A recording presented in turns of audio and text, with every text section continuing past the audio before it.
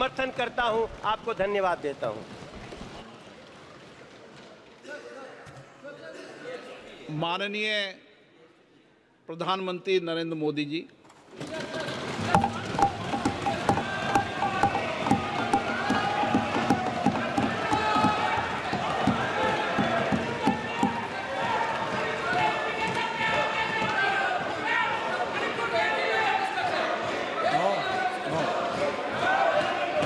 मणिपुर के बोलिए, एक बार एक स्पीकर बोलिए।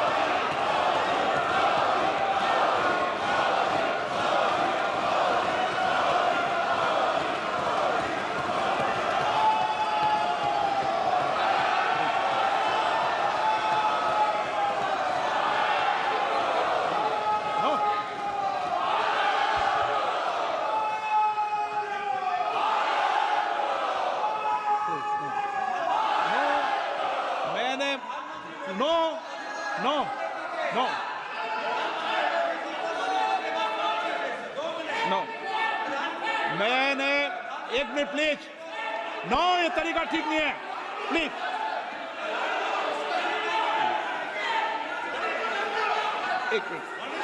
एक मिनट बैठिए, प्लीज बैठिए। एक मिनट बैठिए, प्लीज बैठिए। एक मिनट बैठिए। ऑनरेबल मेंबर्स, माननीय प्रधानमंत्री जी बोलेंगे। मणिपुर के मैंने एक माननीय सदस्य को पहले ही बोलने का मौका दे दिया था। उनकी पार्टी से 9 मेंबर बोले हैं, बताइए इनको 9 मेंबर बुलाए आपने। आदरणीय सभापति जी,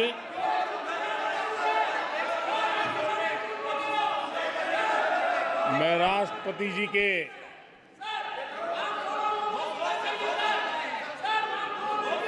भाषण के प्रति आभार व्यक्त करने के लिए उपस्थित हुआ हूं। आदरणीय सभापति जी, हमारे आदरणीय राष्ट्रपति जी ने विकसित भारत के संकल्प को अपने प्रवचन में विस्तार दिया है। आदरणीय राष्ट्रपति महोदया ने अहम विषय उठाए हैं। आदरणीय राष्ट्रपति जी ने हम सबका और देश का मार्गदर्शन किया है। इसके लिए मैं राष्ट्रपति जी का हृदय से आभार व्यक्त करता हूं। आदरणीय सभापति जी, कल और आज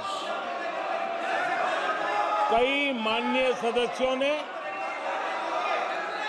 राष्ट्रपति जी के अभिभाषण पर अपने विचार व्यक्त किए हैं। मैं विशेष करके जो पहली बार सांसद बनकर के हमारे बीच आए हैं और उनमें से कुछ आदरणीय साथियों ने अपने जो विचार व्यक्त किए, संसद के सभी नियमों का पालन करते हुए किए। उनका व्यवहार ऐसा था जैसे एक अनुभवी सांसद का होता है और इसलिए प्रथम बार आने के बावजूद भी उन्होंने सदन की गरिमा को बढ़ाया है और उन्होंने अपने विचारों से इस डिबेट को और अधिक मूल्यवान बनाया है। आदरणीय सभापति जी,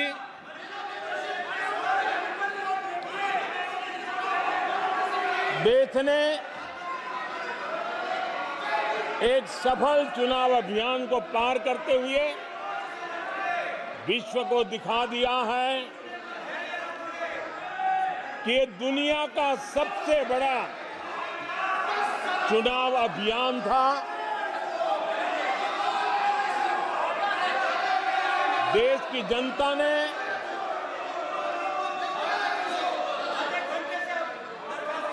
दुनिया के सबसे बड़े चुनाव अभियान में जनता ने हमें चुना है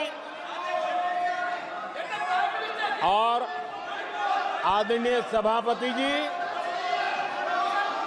मैं कुछ लोगों की पीड़ा समझ सकता हूं कि लगातार झूठ चलाने के बावजूद भी उनका घोर पराजय हुआ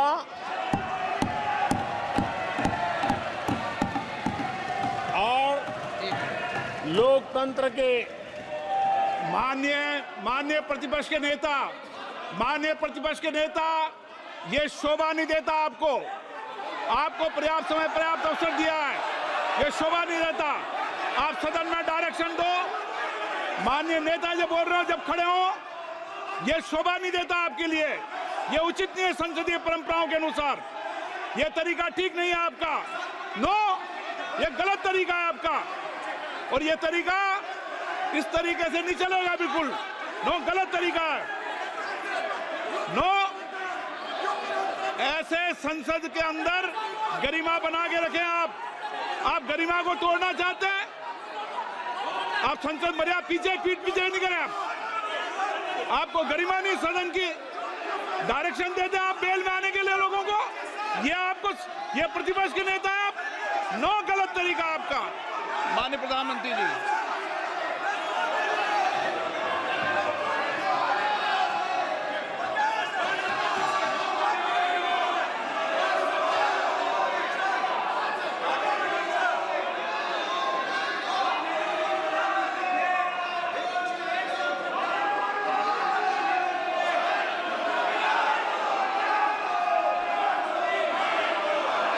आदरणीय सभापति जी, ये विश्व का सबसे बड़ा चुनाव अभियान और उसमें भारत की जनता ने हमें तीसरी बार देश की सेवा करने का मौका दिया है। ये अपने आप में लोकतांत्रिक विश्व के लिए बहुत ही महत्वपूर्ण घटना है, बहुत ही गौरवपूर्ण घटना है। आदरणीय सभापति जी, हमें हर कसौटी पर कसने के बाद देश की जनता ने ये जनादेश दिया है।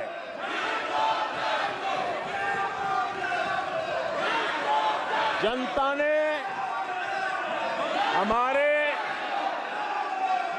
10 साल के ट्रैक रिकॉर्ड को देखा है।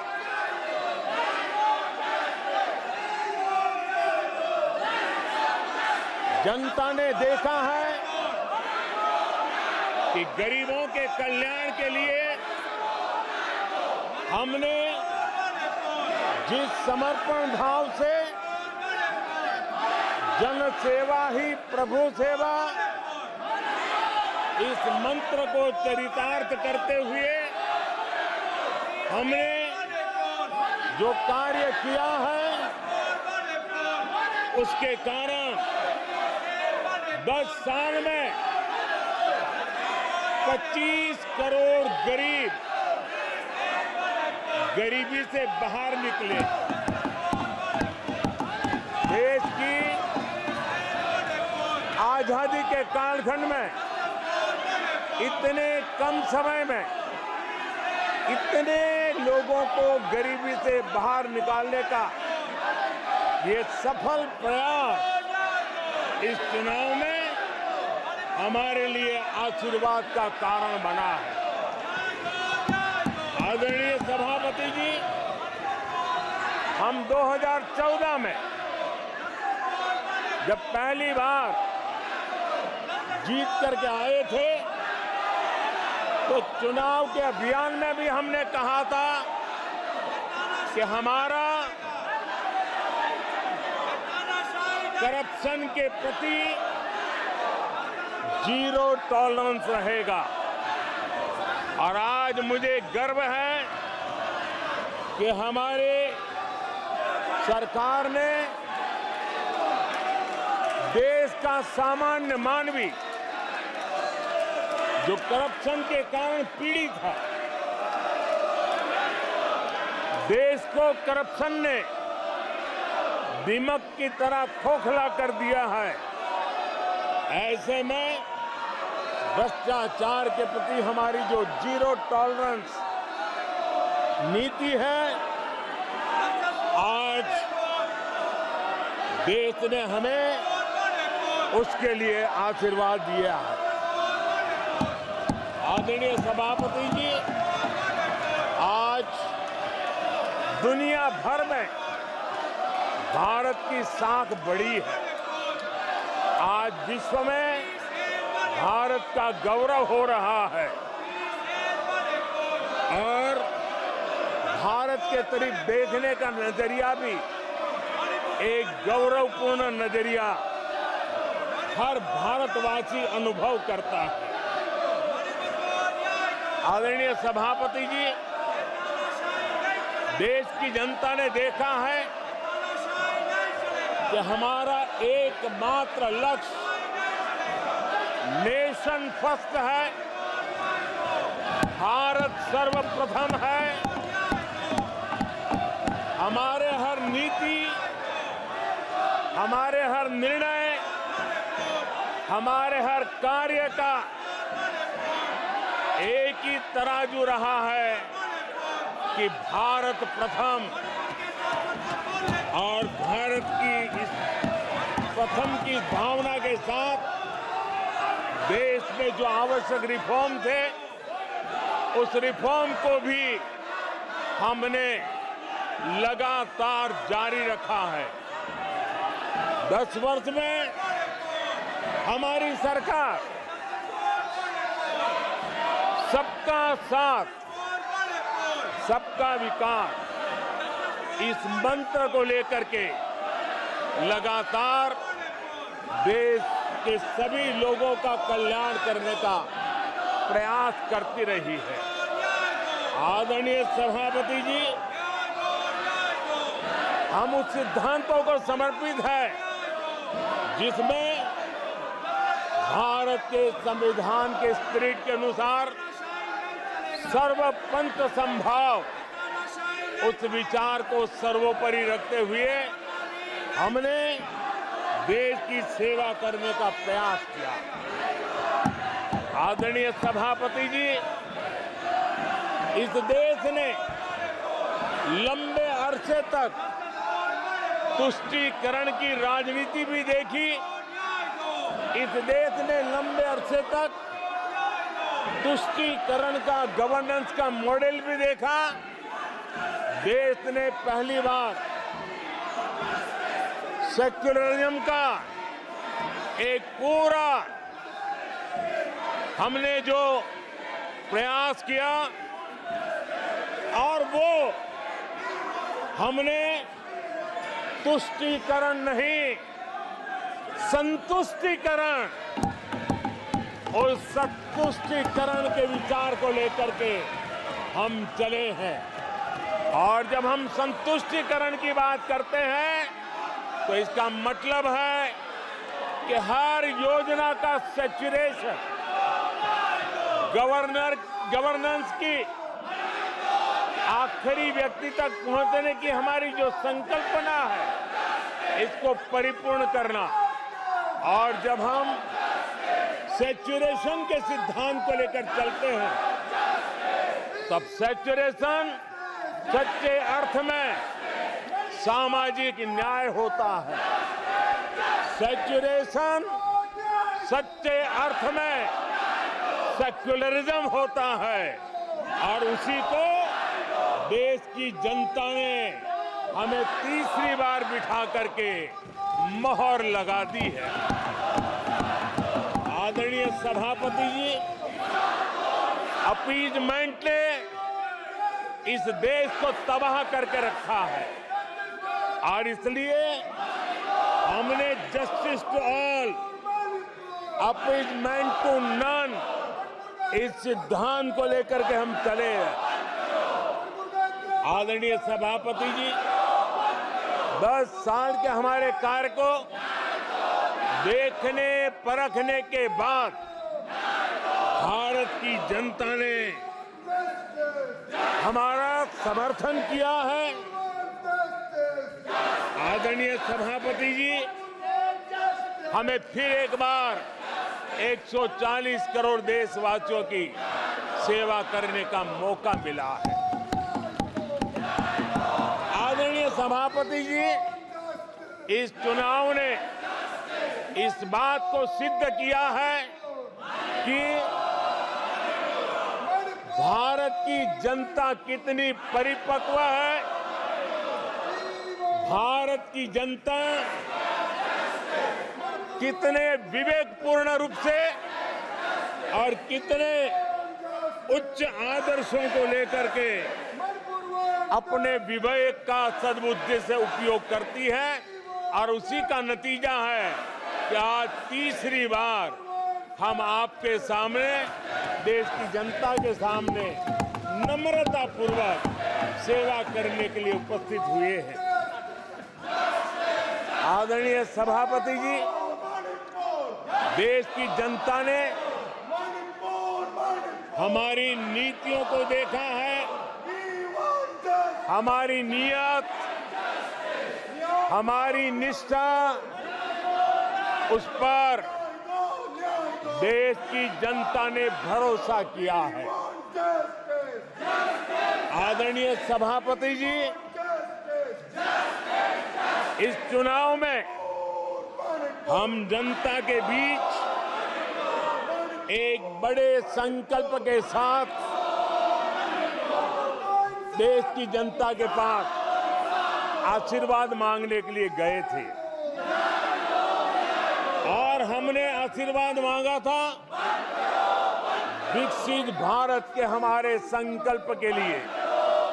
हमने विकसित भारत के निर्माण के लिए एक प्रतिबद्धता के साथ, एक शुभ निष्ठा के साथ जन सामान्य का कल्याण करने के इरादे से हम गए थे।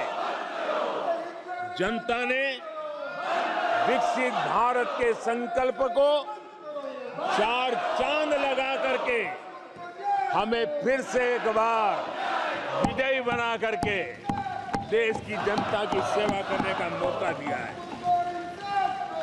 आदरणीय सभापति जी, जब देश विकसित होता है तब कोटि कोटि जनों के सपने पूरे होते हैं। देश जब विकसित होता है तब कोटि कोटि जनों के संकल्प सिद्ध होते हैं। आदरणीय सभापति जी, जब देश विकसित होता है तब आने वाली पीढ़ियों के लिए भी एक मजबूत नींव उनके सपनों को पूरा करने के लिए तैयार हो जाती है। आदरणीय सभापति जी, विकसित भारत का सीधा सीधा लाभ हमारे देश के नागरिकों की गरिमा, हमारे देश के नागरिकों के क्वालिटी ऑफ लाइफ में सुधार, ये स्वाभाविक हमें विकसित भारत होने से देश के कोटि कोटि जनों के भाग्य में आता है। आजादी के बाद मेरा देश का सामान्य नागरिक इन चीजों के लिए तरसता रहा है। आदरणीय सभापति जी, जब विकसित भारत होता है तब हमारे गांव की स्थिति, हमारे शहरों की स्थिति, उसमें भी बहुत बड़ा सुधार होता है। गांव के जीवन में गौरव भी होता है, गरिमा भी होती है और विकास के नए नए अवसर भी होते हैं। हमारे शहरों का विकास भी एक अवसर के रूप में विकसित भारत में उभरता है, तब दुनिया की विकास यात्रा में भारत के शहर भी बराबरी करेंगे। ये हमारा सपना है। आदरणीय सभापति जी, विकसित भारत का मतलब होता है कोटि कोटि नागरिकों को कोटि कोटि अवसर उपलब्ध होते हैं, अनेक अनेक अवसर उपलब्ध होते हैं और वो अपने कौशल्य, अपनी क्षमता और संसाधनों के अनुसार विकास की नई सीमाओं को प्राप्त कर सकता है। आदरणीय सभापति जी,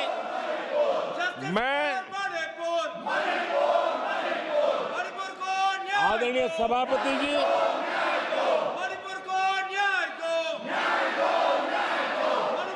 आदरणीय सभापति जी,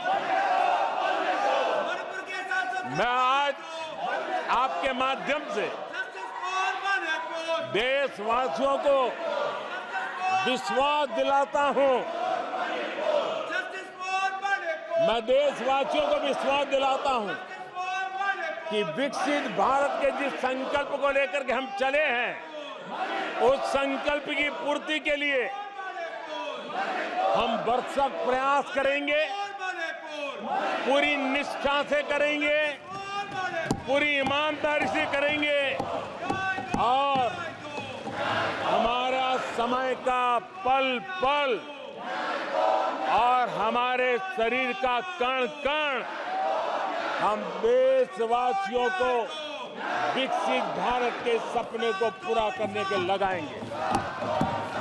हमने देश की जनता को कहा था 24/7 फॉर 2047। आज मैं इस सदन में ही दोहराता हूं कि हम उस काम को अवश्य पूरा करेंगे। आदरणीय सभापति जी, 2014 के उन दिनों को याद कीजिए। उन 2014 के उन दिनों को याद करेंगे तो हमारे ध्यान में आएगा कि हमारे देश के लोगों ने उनका आत्मविश्वास खो चुका था, देश निराशा की गर्त में डूब चुका था। ऐसे समय 2014 के पहले देश ने जो सबसे बड़ा नुकसान भुगता था, जो सबसे बड़ी अमानत खोई थी, वो था देशवासियों का आत्मविश्वास। और जब विश्वास और आत्मविश्वास खो जाता है, तब उस व्यक्ति को, उस समाज को, देश को खड़ा होना मुश्किल हो जाता है। और उस समय सामान्य मानवी के मुंह से यही निकलता था कि वो इस देश का कुछ हो नहीं सकता। उस समय हर जगह पे ये 7 शब्द सुनाई देते थे, इस देश का कुछ नहीं हो सकता। यही शब्द 2014 के पहले सुनाई देते थे। भारतीयों की हताशा के इन 7 शब्द एक प्रकार से पहचान बन गए थे। उस समय आए दिन अखबार खोलते थे तो घोटालों की खबरें ही पढ़ने को मिलती थी और सैकड़ों करोड़ के घोटाले रोज नए घोटाले, घोटालों से स्पर्धा, ये घोटालेबाज लोगों के घोटाले, इसी का एक कालखंड था।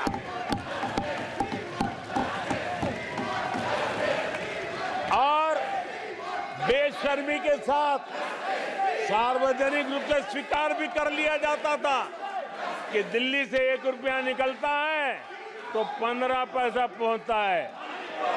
1 रुपये में 85 पैसे का घोटाला। इस घोटालों की दुनिया ने देश को निराशा की गर्त में डुबो दिया था। पॉलिसी पैरालिसिस था, फ्रेजाइल 5 में पहुंच चुके थे। भाई भतीजावाद इतना फैला हुआ था कि जिसके लिए सामान्य नौजवान तो आशा छोड़ चुका था कि अगर कोई सिफारिश करने वाला नहीं है तो जिंदगी अटक जाएगी। ये स्थिति पैदा हुई थी। गरीब को घर लेना हो, हजारों रुपए की रिश्वत देनी पड़ती थी। आदरणीय सभापति जी, अरे गैस के कनेक्शन के लिए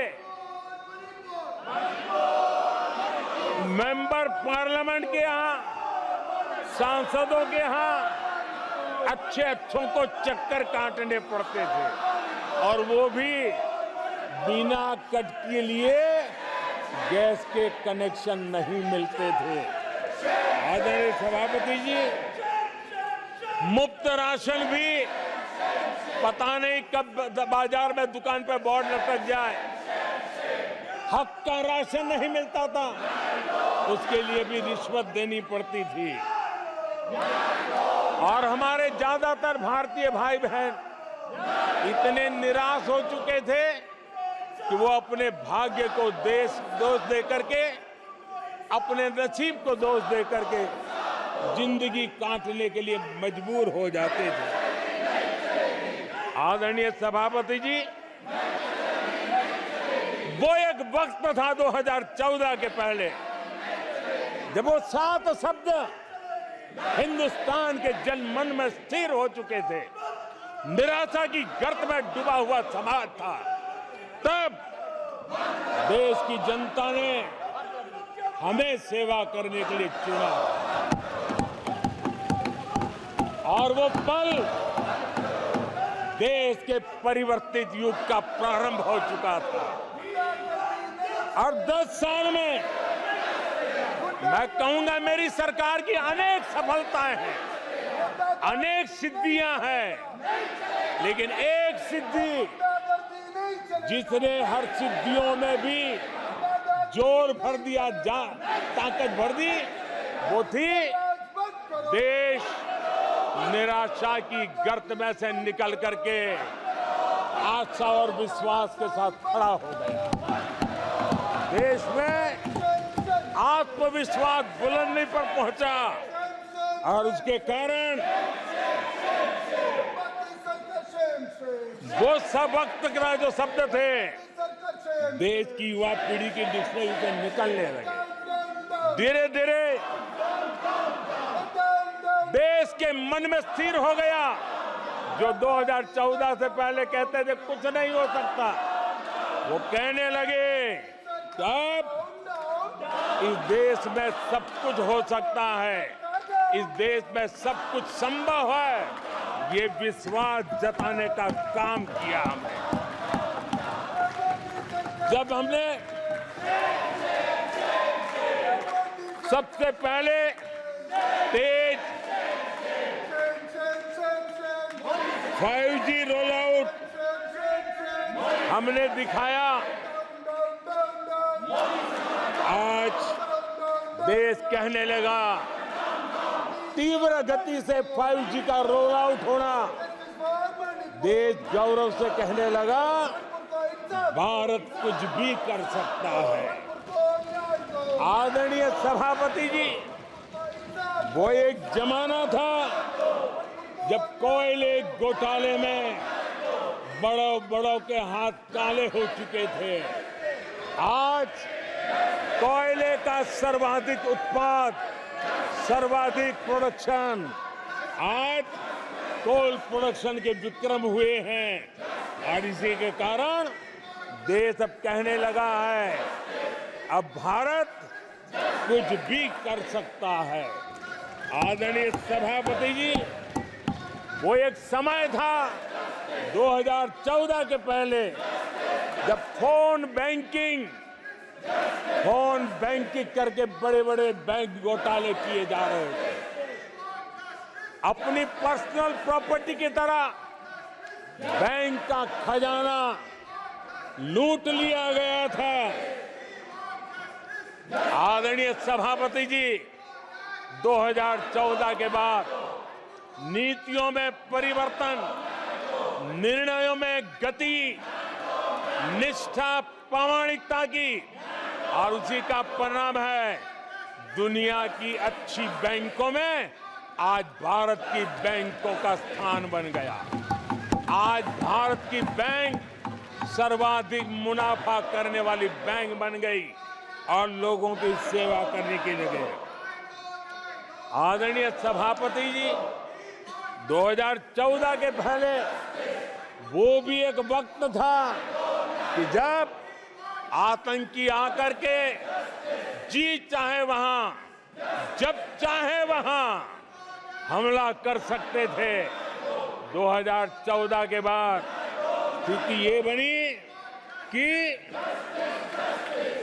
जब वहां उस समय 14 के पहले निर्दोष लोग मारे जाते थे, हिंदुस्तान के कोने कोने को टारगेट किया जाता था और सरकारें चुपचाप बैठी रहती थी, मुंह तक खोलने को तैयार नहीं थी। आज 2014 के बाद का हिंदुस्तान घर में घुसकर मारता है,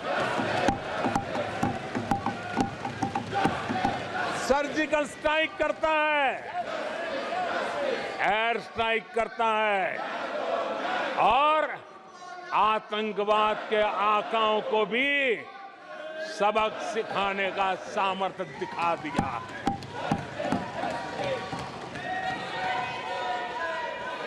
आज आदरणीय सभापति जी, देश का एक एक नागरिक जानता है कि अपनी सुरक्षा के लिए भारत कुछ भी कर सकता है।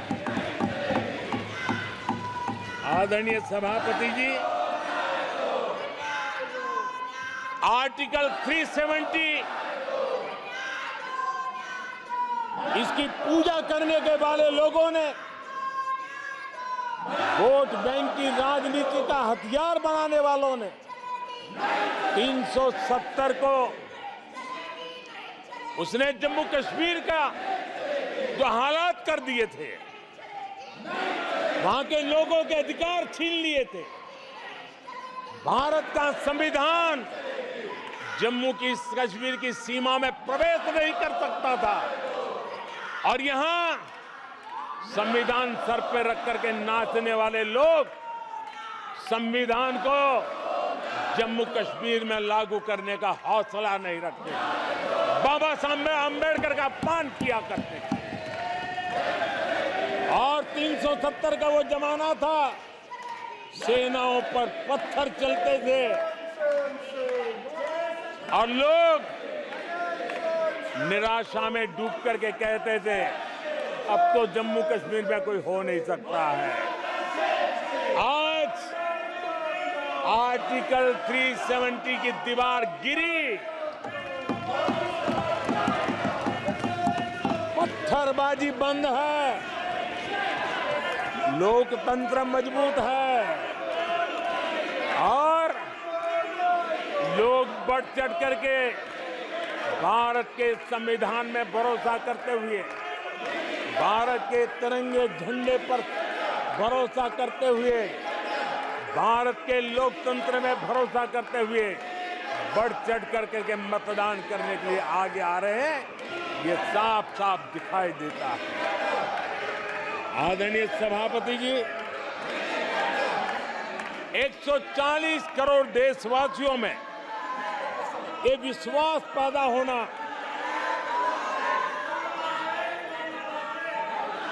ये उम्मीद और जब विश्वास जगता है तो विकास का वो ड्राइविंग फोर्स बन जाता है। इस विश्वास ने विकास का ड्राइविंग फोर्स का काम किया है। आदरणीय सभापति जी, ये विश्वास विकसित भारत संकल्प से सिद्धि का विश्वास है। आदरणीय सभापति जी, जब आजादी का जंग चल रहा था और जो भाव देश में था, जो जोश था, उत्साह था, उमंग था, जो विश्वास था कि आजादी लेके रहेंगे, आज देश के कोटि कोटि जनों में वो विश्वास पैदा हुआ है, जिस विश्वास के कारण आज विकसित भारत होना एक प्रकार से उसकी मजबूत नींव इस चुनाव में शिलान्यास हो चुका है। जो ललक आजादी के आंदोलन में थी, वही ललक विकसित भारत के इस सपने को साकार करने में है।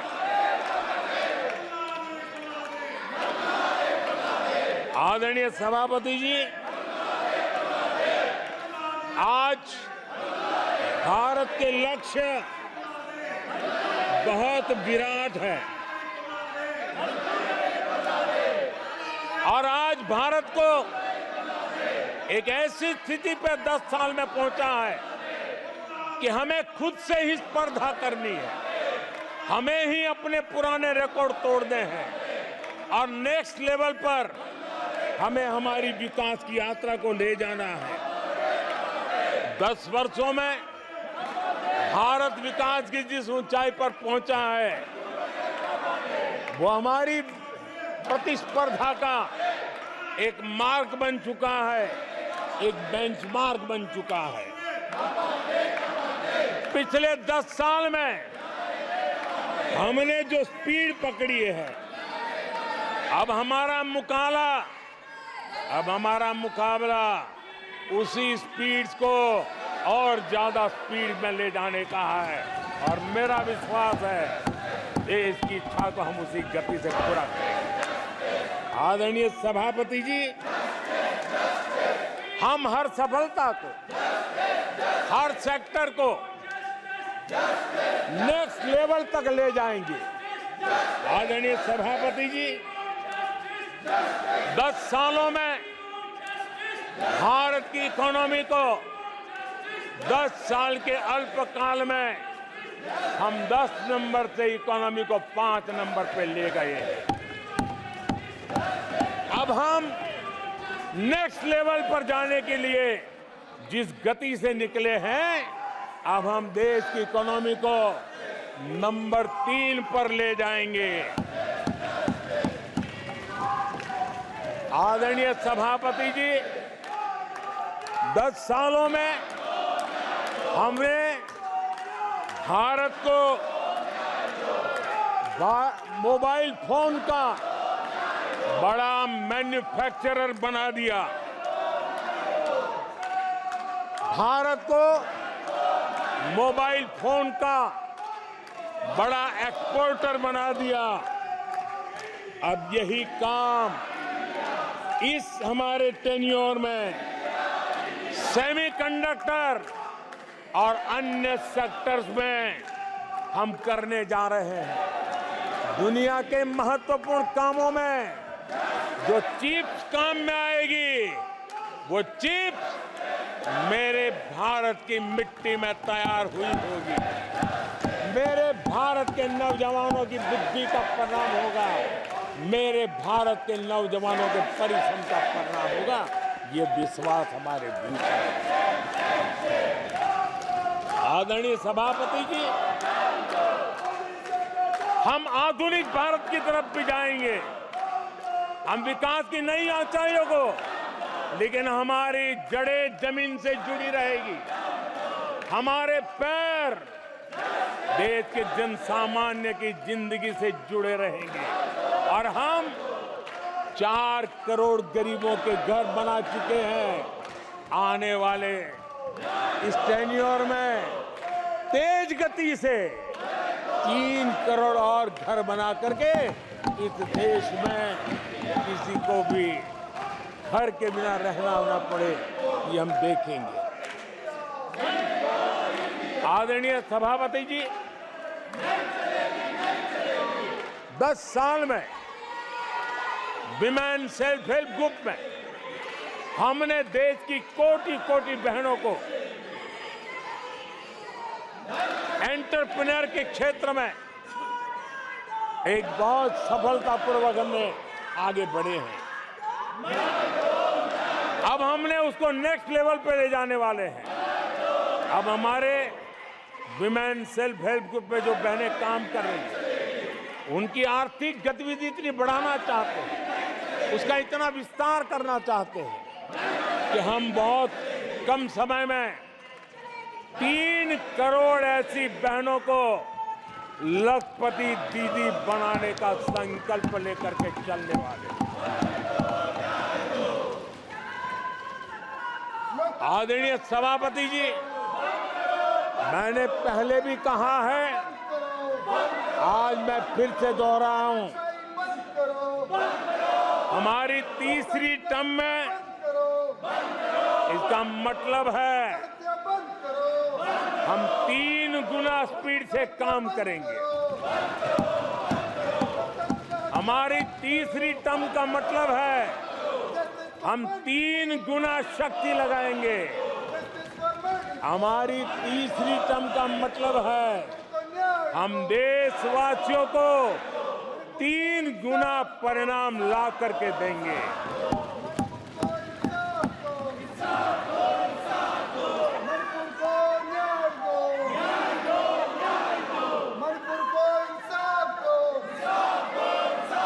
अपने सदस्यगणों, नेता प्रतिपक्ष माननीय सदस्य, मेरे सबको मौका दिया।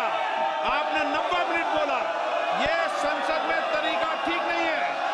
मैं आग्रह करूंगा, आप इस तरीके से संसद की मर्यादाओं को बनाए, उचित नहीं है।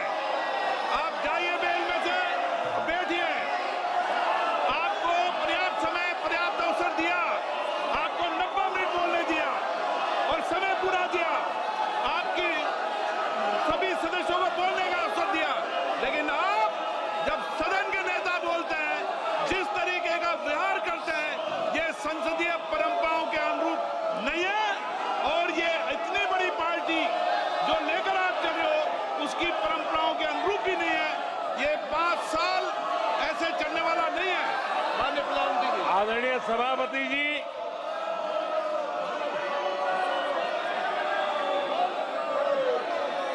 आदरणीय सभापति जी, एनडीए का तीसरी बार सरकार में आना एक ऐतिहासिक घटना है। आजादी के बाद ये सौभाग्य दूसरी बार इस देश में आया है और 60 साल के बाद आया है। इसका मतलब ये सिद्धि पाना कितना कठोर परिश्रम के बाद होता है, कितना अभूतपूर्व विश्वास संपादन होने के बाद होता है।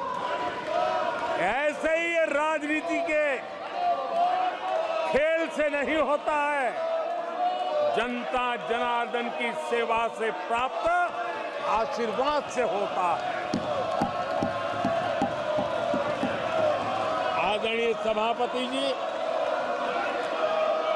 जनता ने हमें स्थिरता और निरंतरता, इसके लिए जनादेश दिया। लोकसभा चुनाव के साथ ही आदरणीय सभापति जी, लोगों की नजर से यह चीजें जरा ओझल हो गई। लोकसभा के चुनाव के साथ साथ हमारे देश में 4 राज्यों के बीच चुनाव हुए और आदरणीय सभापति जी, इन चारों ही राज्यों में एनडीए ने अभूतपूर्व सफलता प्राप्त की है। अभूतपूर्व सफलता प्राप्त। हमने शानदार विजय प्राप्त की है। महाप्रभु जगन्नाथ जी की धरती उड़ीसा ने हमें भरपूर आशीर्वाद दिया है।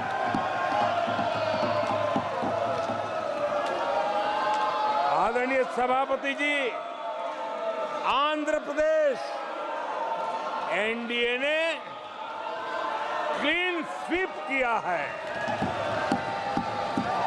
सूक्ष्मदर्शक यंत्र में भी ये नजर नहीं आते हैं।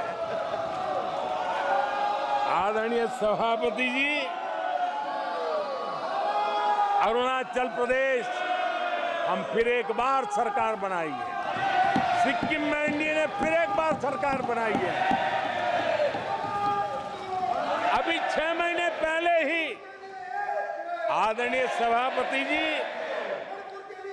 आपका होम स्टेट राजस्थान, मध्य प्रदेश और छत्तीसगढ़ में हमने प्रचंड विजय पाया है। आदरणीय सभापति जी, हमें नए नए क्षेत्रों में जनता का प्यार मिल रहा है, जनता का आशीर्वाद मिल रहा है। आदरणीय सभापति जी, बीजेपी ने केरला में इस बार खाता खोला है और बड़े गर्व के साथ केरला से हमारे सांसद हमारे साथ बैठते हैं।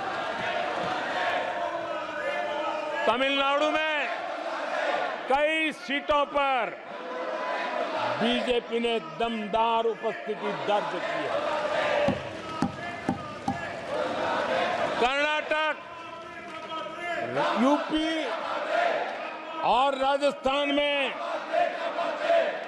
पिछली बार की तुलना में बीजेपी का वोट परसेंट बढ़ा है। आने वाले समय में 3 राज्यों में चुनाव है।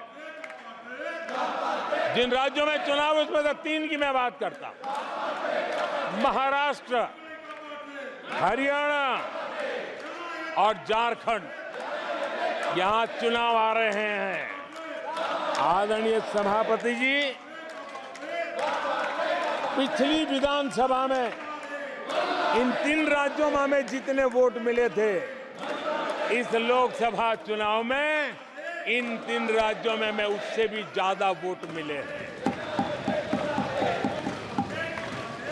आदरणीय सभापति जी, पंजाब में भी हमारा भूतपूर्व प्रदर्शन रहा है और हमें बढ़त मिली है।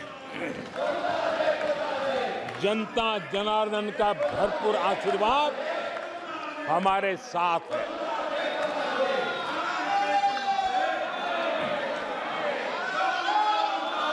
आदरणीय सभापति जी, 24 के चुनाव में कांग्रेस के लिए भी इस देश की जनता ने जनादेश दिया है और इस देश की जनादेश है कि आप वहीं बैठिए,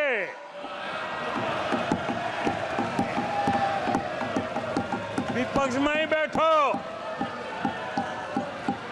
और तर्क खत्म हो जाए तो चीखते रहो, चिल्लाते रहो।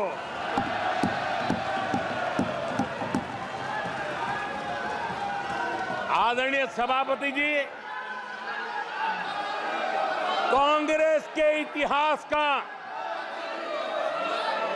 ये पहला मौका है जब लगातार 3 बार कांग्रेस 100 का आंकड़ा पार नहीं कर पाई है। कांग्रेस के इतिहास में ये तीसरी सबसे बड़ी हार है, तीसरा सबसे खराब प्रदर्शन है। अच्छा होता कांग्रेस अपनी हार स्वीकार करती, जनता जनार्दन के आदेश को सर आंखों पर चढ़ाती, आत्ममंथन करती, लेकिन ये तो कुछ शीर्षासन करने में लगे हुए हैं।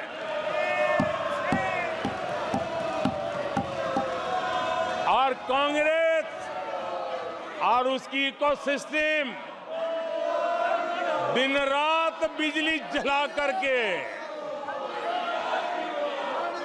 हिंदुस्तान के नागरिकों के मन में ये प्रस्थापित करने की कोशिश कर रहे हैं कि उन्होंने हमें हरा दिया है। आदरणीय सभापति जी, ऐसा क्यों हो रहा है, मैं जरा अपने सामान्य जीवन के अनुभव से बताता हूं। कोई छोटा बच्चा साइकिल लेके निकला है और अगर वो बच्चा गिर जाता है, साइकिल से लुढ़क जाता है, रोने लगता है, तो कोई बड़ा व्यक्ति आकर के उसके पास पहुंच जाता है और उसको कहता है, देखो चींटी मर गई, देखो चिड़िया उड़ गई, अरे देखो तुम तो बहुत बढ़िया साइकिल चलाते हो, अरे तुम तो गिरे नहीं हो। ऐसा करके उसका जरा मन ठीक करने के लिए प्रयास करते हैं, उसका ध्यान भटका करके उस बच्चे का मन बहला देते हैं। तो आजकल बच्चे का मन बहलाने का काम चल रहा है।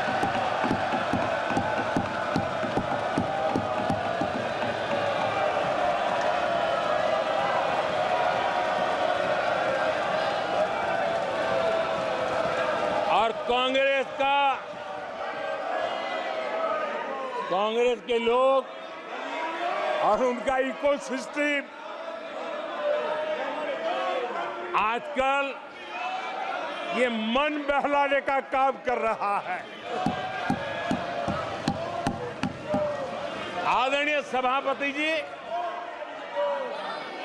1984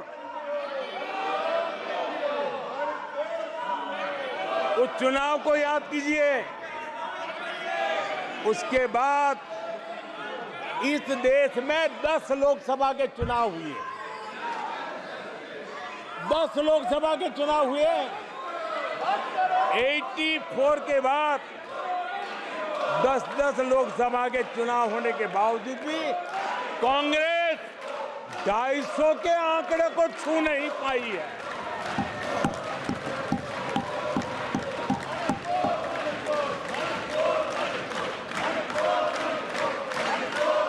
इस बार किसी तरह 99 के चक्कर में फंसे गए हैं।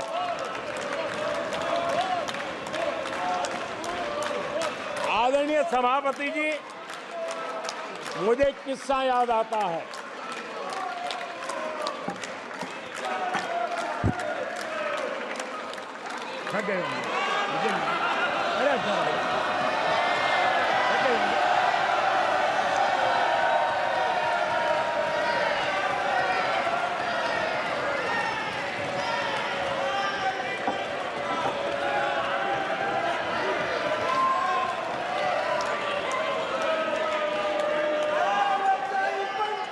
आदरणीय सभापति जी,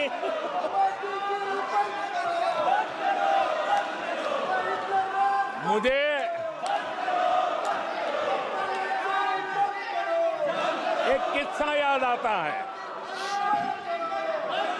आदरणीय सभापति जी, मुझे एक किस्सा याद आता है। 99 मार्क्स लेकर एक बालक घमंड में घूम रहा था और देश सबको दिखाता था, देखो कितने ज्यादा मार्क्स आए हैं। तो लोग भी जब 99 सुनते थे तो शाबाशी देते थे, बहुत उसको हौसला बुलंद करते थे।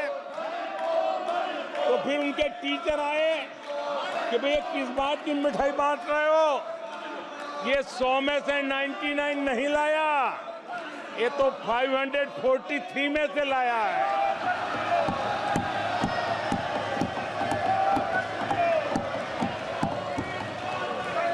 अब उस बालक बुद्धि को कौन समझाए कि तुमने फेल होने का वर्ल्ड रिकॉर्ड बना दिया है।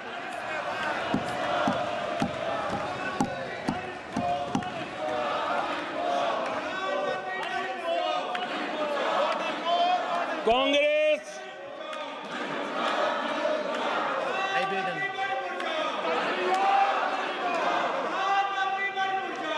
आदरणीय सभापति जी, कांग्रेस के नेताओं के बयानों में ये बयानबाजी ने शोले फिल्म को भी पीछे छोड़ दिया है।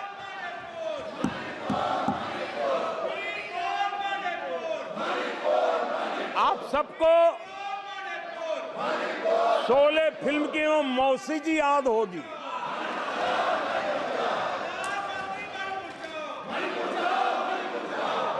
तीसरी बार तो हारे हैं, पर मौसी ये बात तो सही है, तीसरी बार ही तो हारे हैं, पर मौसी मोरल विक्ट्री तो है ना। आदरणीय सभापति जी, 13 राज्यों में 0 सीटें आई हैं। अरे मौसी, 13 राज्यों में 0 सीटें आई हैं, पर हीरो तो है ना।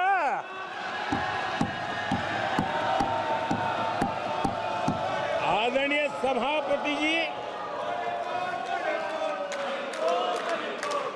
अरे पार्टी की लुटिया तो दुबई है। अरे मौसी, पार्टी अभी भी सांसें तो ले रही है।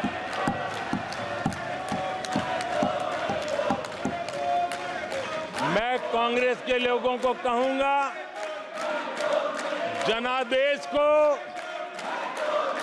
फर्जी जीत के जश्न में मत दबाओ। जनादेश को फर्जी जीत के नशे में मत दबाओ, उस जश्न में मत दबाओ। ईमानदारी से देशवासियों के जनादेश को जरा समझने की कोशिश करो, उसे स्वीकार करो।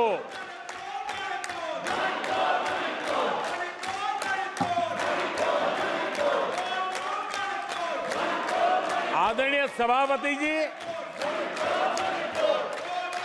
मुझे नहीं पता कि कांग्रेस के जो साथी दल है, उन्होंने इस चुनाव का विश्लेषण किया है कि नहीं किया है। ये चुनाव इन साथियों के लिए भी एक संदेश है। आदरणीय सभापति जी, अब कांग्रेस पार्टी 2024 से एक परजीवी कांग्रेस पार्टी के रूप से जानी जाएगी। 2024 से जो कांग्रेस है वो परजीवी कांग्रेस है। और परजीवी वो होता है जो जिस शरीर पर उस शरीर के साथ रहता है, ये परजीवी उसी को ही खाता है। कांग्रेस भी जिस पार्टी के साथ गठबंधन करती है उसी के वोट खा जाती है और अपनी सहयोगी पार्टी की कीमत पर वो फलती फूलती है। और इसलिए कांग्रेस परजीवी कांग्रेस बन चुकी है। मैं जब परजीवी कह रहा हूं तो तथ्यों के आधार पर कह रहा हूं। आदरणीय सभापति जी, मैं कुछ आंकड़े आपके माध्यम से सदन को और इस सदन के माध्यम से देश के सामने रखना चाहता हूं। जहां जहां भाजपा और कांग्रेस का सीधा मुकाबला था या जहां